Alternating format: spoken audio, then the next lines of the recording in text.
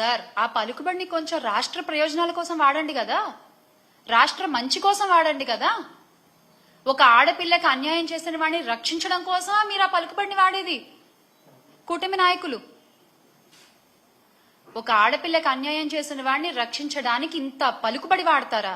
అదేదో రాష్ట్ర ప్రయోజనాల కోసం వాడుంటే ఎంతో కొంత మంచి జరిగేది కదా రాష్ట్రానికి.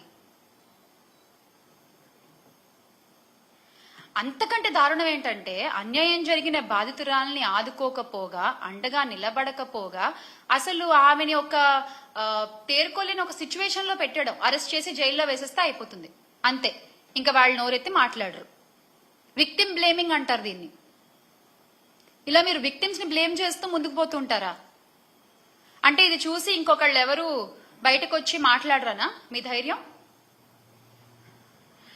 ప్రజలిచ్చిన అధికారాన్ని ప్రజల కోసం కాకుండా మీ తప్పుల్ని కప్పిపుచ్చుకోవడానికి, మీ వాళ్ల తప్పుల్ని కప్పిపుచ్చుకోవడానికి మీరు వాడుకుంటున్నట్లంటే ఏ స్థితిలో ఉన్నామో, ఎంత గొప్పగా మీరు పరిపాలన చేస్తున్నారో ప్రతి ఒక్కళ్ళు చూస్తూనే ఉన్నారు. అంతెందుకండి, డిప్యూటీ సీఎం గారి సొంత నియోజకవర్గంలో ఒక ఆడపిల్లపై అత్యాచారం జరిగితే ఈ రోజు వరకు ఆయన వెళ్ళి మాట్లాడలేదు.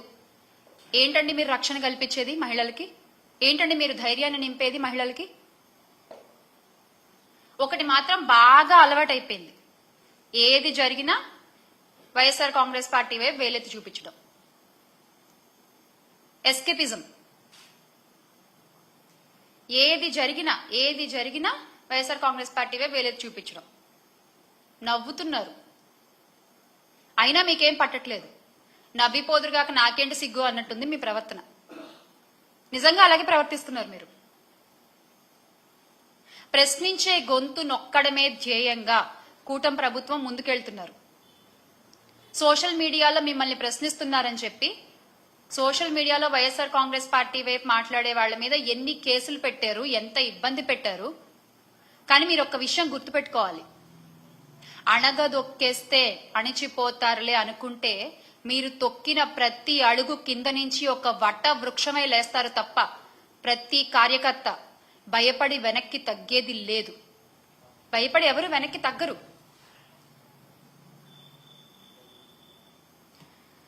లక్ష్మి గారి విషయంలో మళ్ళీ అంటే వాళ్ళ ఎందుకు చెప్తున్నానంటే, ఇన్నిసార్లు ఒక మహిళ, సరే ఆవిడ ఎటువంటి పరిస్థితుల్లో అయినా ఉన్న ఒక మహిళ ధైర్యంగా బయటకు వచ్చి నాకు ఈ అన్యాయం జరిగింది, నా భర్త బృందకుమార్ రెడ్డి 2021లో చనిపోయారు, ఆ తర్వాత ఆయన సన్నిహితుడు నాకు అండగా ఉంటా అన్నాడు, నా పిల్లలకు అండగా ఉంటానని నన్ను నమ్మబలికిచ్చాడు, నేను నమ్మి ఇంత డబ్బిచ్చాను, ఇంత బంగారం ఇచ్చాను, ఈ రోజున అడుగుతుంటే ఏం పీకలేవు, నువ్వు నా వెంట్రుకు కూడా పీకలేవు, చంపేస్తా, ఇంకా నేను కొన్ని పదాలు మాట్లాడలేకపోతున్నాను, అటువంటి దుర్భాషలాడి అటువంటి భాషని ఉపయోగించి ఒక మహిళపై ఆవిడంత ధైర్యంగా బయటకు వచ్చి మాట్లాడుతున్నందుకు ఆ ధైర్యాన్ని మెచ్చుకుని ఆ మహిళకి అండగా ఉండకపోగా ఒక మహిళని కొట్టిన వాణ్ణి, ఒక మహిళని అబ్యూజ్ చేసిన వాణ్ణి, ఒక మహిళ దగ్గర డబ్బు దొబ్బేసిన వాడిని మీరు వెనకేసుకొస్తున్నారు. మీరు ఇచ్చింది ఏంటి? ఆ పార్టీ అధికార ప్రతినిధి గారు ఇంత జరిగితే ఏం చేశారు, ఒక నోట్ రిలీజ్ చేశారు. పార్టీ కార్యకలాపాలకి పలానా వ్యక్తిని, ఆ కిరణ్ రాయల్ అనే వ్యక్తిని దూరంగా ఉంచుతున్నాము అని జనసేన పార్టీ నుంచి ఒక నోట్ రిలీజ్ చేశారు. అదేంటది?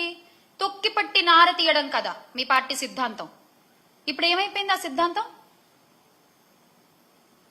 మీ వాళ్ళ దగ్గరికి వచ్చేసరికి ఆ సిద్ధాంతం ఏమీ ఉండదు కదా.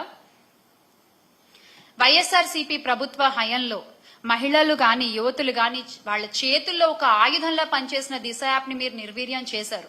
అంత గొప్ప వ్యవస్థలు మీరు ఎలాగో తీసుకురాలేరు, కనీసం దాన్నైనా పునరుద్ధరించవచ్చు కదా. కనీసం ఆడపిల్లలకు ఒక ధైర్యంగా ఉంటుంది. అలా చేయకుండా యువతుల మాన ప్రాణాలతో మీరు చెలగాటం ఆడుతున్నారు, నిజంగా చెలగాటం ఆడుతున్నారు. రాష్ట్రంలో శాంతి భద్రతలు క్షీణిస్తున్నా నిత్యం వాటిని డైవర్షన్ పాలిటిక్స్ తో కవర్ చేసుకుంటూ ప్రతి నెల ఒక్కొక్క టాపిక్ దొరుకుతుంది మీకు. భలే అసలు జరిగే అన్యాయాల్ని కవర్ చేయడానికి, జరిగే అన్యాయాల్ని డైవర్ట్ చేయడానికి, మీకు అనుకూలంగా ఉన్నటువంటి పచ్చ మీడియాల్లో వాటిని యథేచ్ఛగా ప్రచారం చేయడము, ప్రజల్ని నమ్మించే ప్రయత్నం చేయడము. అంటే చట్టం అనే ఒక కనీస గౌరవం కూడా లేకుండా మీరు ముందుకు దూసుకుపోతున్నారు. అన్యాయాలు అరాచకాలు చేసుకుంటూ, అత్యాచారాలు చేసే వాళ్ళని వెనకేసుకొస్తూ. అందుకే ఎవరన్నా ప్రశ్నిస్తుంటే కూడా చంద్రబాబు నాయుడు గారు అది సహించలేని ఒక స్థితిలో ఉన్నారు. ప్రజల దగ్గర ఇన్ని ప్రశ్నలు ఉన్నాయి ఈ రోజున, ఇన్ని ప్రశ్నలు ఉన్నాయి ప్రజల దగ్గర. సరే సూపర్ 6 హామీలు అంటామా, అవి పక్కన పెట్టండి. అవి కాకుండానే ఇన్ని ప్రశ్నలు ఉన్నాయి. వాటన్ని ప్రజలు అడిగితే ఈ రోజున సమాధానం చెప్పే స్థితిలో చంద్రబాబు నాయుడు గారు ఉన్నారా?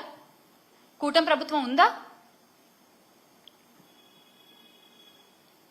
సానుభూతి పరులు, యాక్టివిస్టులు, ప్రతిపక్ష సోషల్ మీడియా కోసం పనిచేస్తుంటే వాళ్ళ మీద యథేచ్ఛగా కేసులు పెట్టి వాళ్ళని లోపల తోసేస్తే, ఎప్పుడు కేసులు అండి, ఎప్పుడో 3-4 సంవత్సరాల క్రితం కేసుల్ని కూడా బయటికి తీసి అరెస్ట్ చేస్తారు. ఒకవేళ వాళ్ళ మీద కేసులు ఏమి లేవనుకోండి, వీళ్లే కొత్తగా ఒక కేసు క్రియేట్ చేస్తారు. క్రియేట్ చేసి దాన్ని చూపించి జైల్లో వేస్తారు.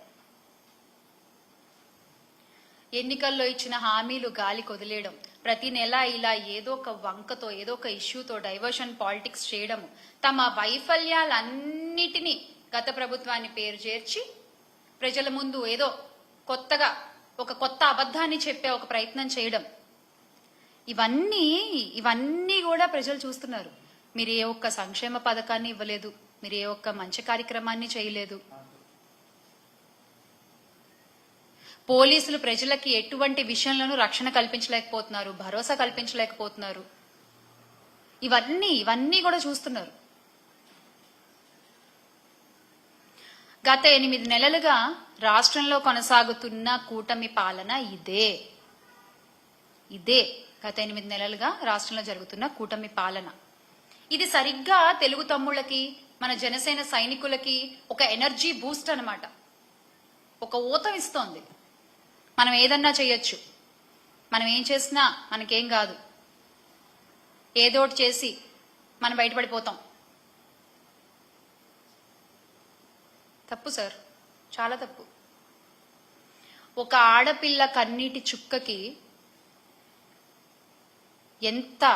ఎన్ని ఘోరాలు జరుగుతాయో ప్రతి ఒక్కళ్ళకి తెలుసు.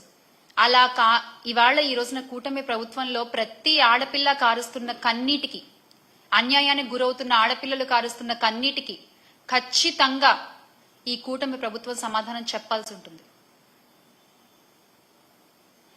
ఇవన్నీ చూస్తూ కూడా అంటే ఎంత డైవర్ట్ చేసినా, ఎంత మీరు పచ్చ మీడియాలో మీకు అనుకూలంగా ప్రచారాలు చేసుకున్నా, ప్రచారాలతో ఎక్కువ రోజులు నడపలేరు కదా ప్రభుత్వాల్ని.